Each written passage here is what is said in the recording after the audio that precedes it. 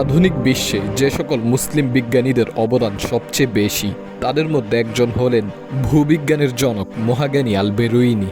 আল বেরুইনি 973 খ্রিস্টাব্দে বর্তমান উজবেকিস্তানে জন্মগ্রহণ করেন এবং 1050 খ্রিস্টাব্দে বর্তমান আফগানিস্তানে মৃত্যুবরণ করেন। তিনি তার 77 বছরের জীবনে বিশ্ববাসীর জন্য যে অবদান রেখে গিয়েছেন তা সত্যি অসামান্য।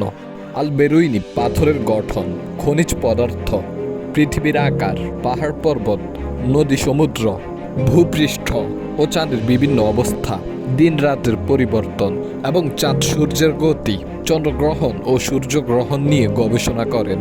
মহাজ্ঞানী আল বেরুইনিকে ভূবিজ্ঞানের পাশাপাশি ইন্দোলজির জনকও বলা হয়। মহাজ্ঞানী আল বেরুইনি সর্বপ্রথম নির্ভুল মানচিত্র তৈরি করেন।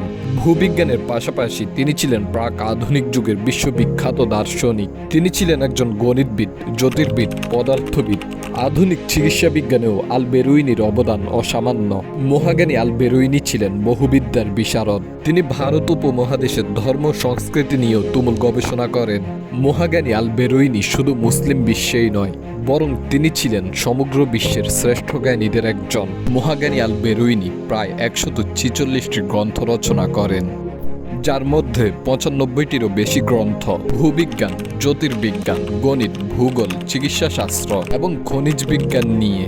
তার বাকি গ্রন্থগুলো ইতিহাস, ধর্ম, দর্শন এবং সংস্কৃতির উপর রচিত হয়েছিল।